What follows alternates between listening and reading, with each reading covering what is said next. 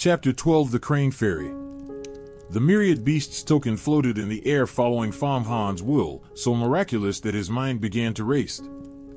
Blood-dropping refining allows people in the mortal body realm to wield all kinds of magic treasures. This is simply an unmatched advantage. Only those who practice martial arts know that relying on nothing but the mortal body, one can never unleash true great power. The mortal body cannot fly. It fears blades, spears, poison, water, fire, thunder, and all other attacks.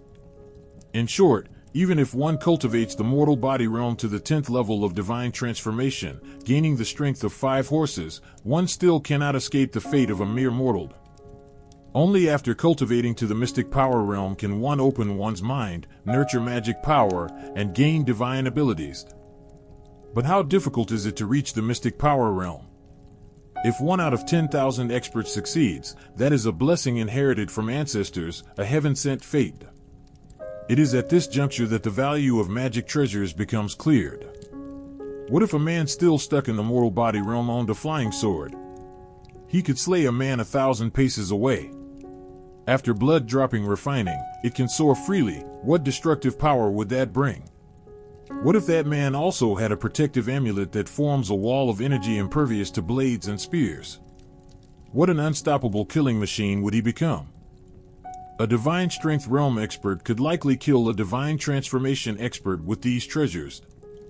Even for a low-grade magic tool like the myriad beasts token, Fang Han knew that if he used it well, he could already command spirit beasts to attack enemies. Should I try? Drip blood on the Jiao-subduing Yellow Spring map? No, that might bring unpredictable changes. If the map could be refined with blood dropping, Bai Haichan would have done it long ago. It would never have fallen to me. Better not act rashly.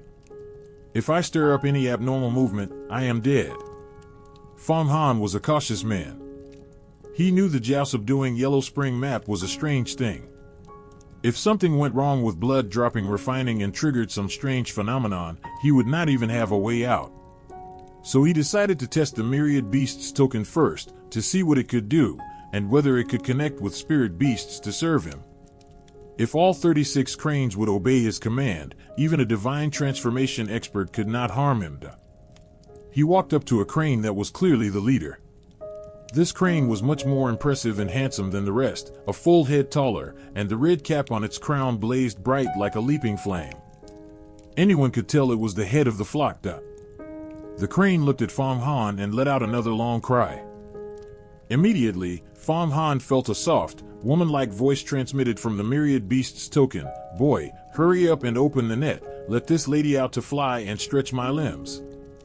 Huh? Fang Han was startled, and looked all around him. "Hey! What are you looking at? It's this lady talking. You dripped your blood on the myriad beasts token, so my voice can transmit through it, turn into human speech that you can understand." The crane let out another long cry, and another clear thought transmitted clearly from the token. "What? You're this crane talking?" Fang Han finally understood the true function of the myriad beasts token. "Fine, I'll let you out. Carry me up to the sky and fly. Humph. Serve me well 3 meals a day, keep me comfortable, and this lady might think about doing you a few favors. If you don't serve me well, I won't obey you. Do you think holding the myriad beasts token lets you order me around? The myriad beasts token is just a magic tool that lets us communicate. We are equal existences." The crane lifted its head, a pair of crane eyes staring down at Fang Han, full of pride. "So that's how it is. I thought the myriad beasts token let me command all these cranes. It turns out it's just a tool for communication. Looks like raising spirit beasts is no easy thing." Fang Han knew his hope of controlling 30 cranes to defeat a divine transformation expert was probably dashed.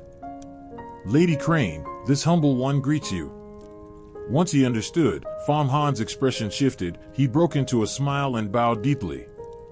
"I will serve Lady Crane with the utmost care. If you have any discontent, just say the word, and I will do everything in my power to grant your wish."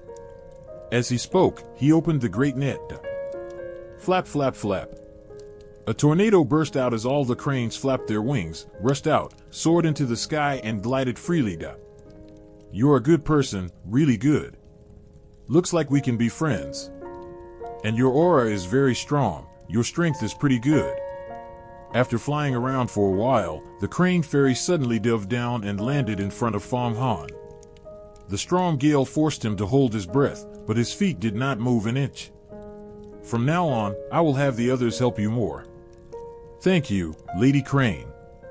I don't know what you would like to eat, let me prepare it for you. Fang Han nodded. Roasted mountain pheasant and roasted rabbit, of course. I'll go to the other mountains to catch wild hares and pheasants, you roast them for us, put more salt and mustard. Ugh, I've been drooling thinking about roasted food, but I can't use fire myself, I don't want to burn my feathers, so I have to depend on you. Roasted rabbit, roasted pheasant, it smells so good. As the crane fairy spoke, drool kept dripping from her mouth onto the ground, giving off a faint fresh scent. This is crane saliva, an extremely precious medicinal herb.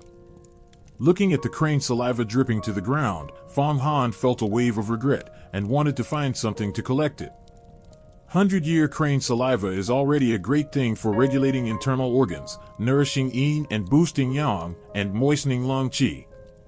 Not to mention 1,000-year crane saliva, it is a coveted treasure in the martial world, perfect for cultivating inner breath and strengthening the body. It is worth 1 tael of gold per qian.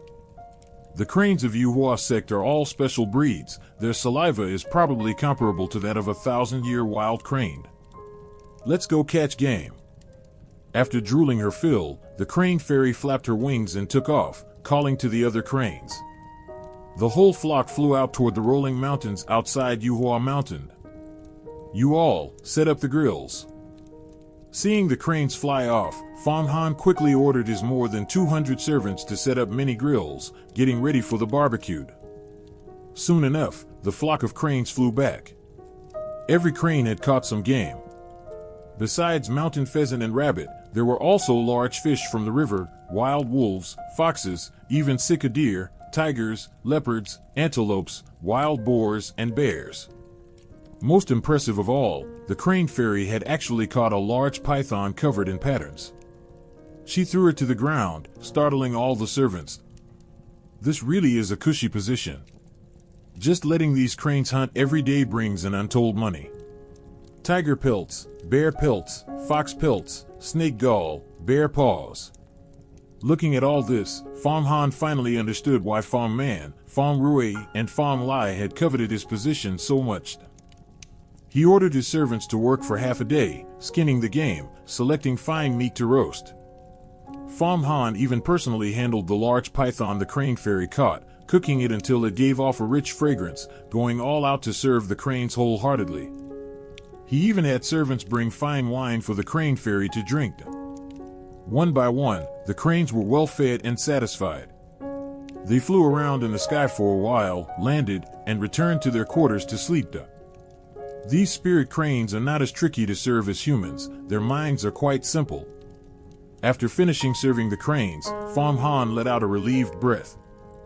For dozens of days in a row, apart from practicing martial arts in secret, Fang Han spent almost all his time serving this flock of cranes, and gradually grew close to the crane fairy.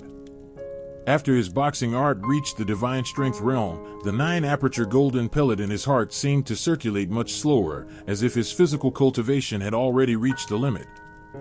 But Fang Han did not slack off. He still trained hard every day, stuck to his brutal training regimen. He believed that one day, he would break through again. That day, after Fang Han let the crane fairy drink a little wine, he took advantage of her good mood and asked to experience flying in the sky. Flying is not an easy thing. Hold my feathers tight, I won't care if you fall off. The crane fairy's eyes were hazy with alcohol, her drool dripping plop plop again. This time, Fang Han caught all of it in a bowl. I'll be careful. Having gotten the crane fairy's permission, Fang Han flipped onto her back nimbly. He had cultivated to the divine strength realm now, as agile as a monkey, comparable to a wild cat, his movements were swift. I'm taking off. The crane fairy stood up and flapped her wings. Fang Han immediately felt a jolt all over his body, as if he had lost all weight.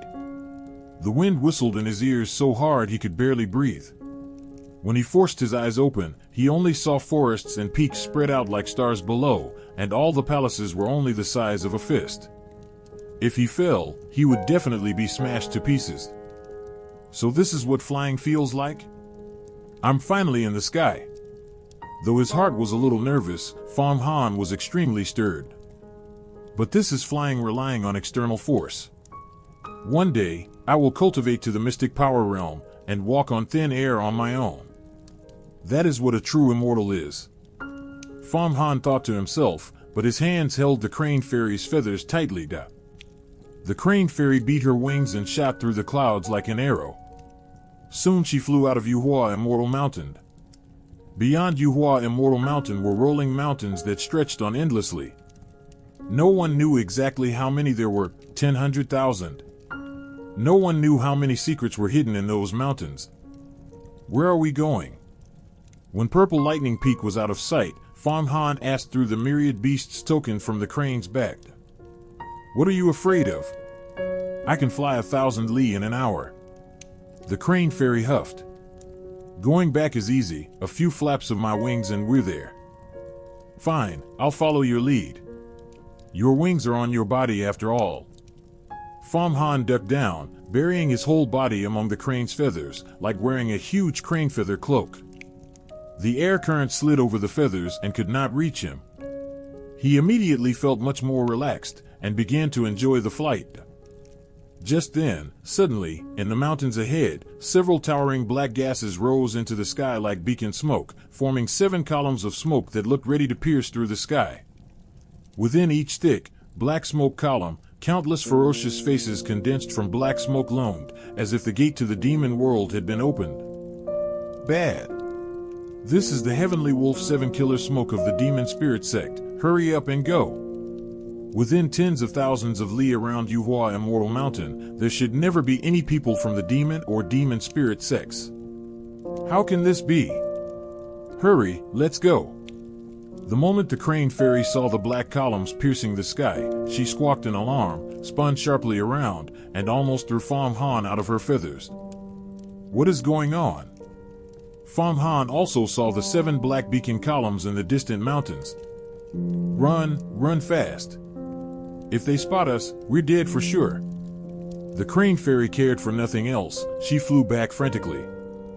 Just then, a wisp of black smoke suddenly flew out from one of the 7 smoke columns, condensed into a terrifying human face the size of a door panel, and lunged forward at full speed, opening its blood-red mouth to bite at the crane fairy and Fang Han flying in the sky.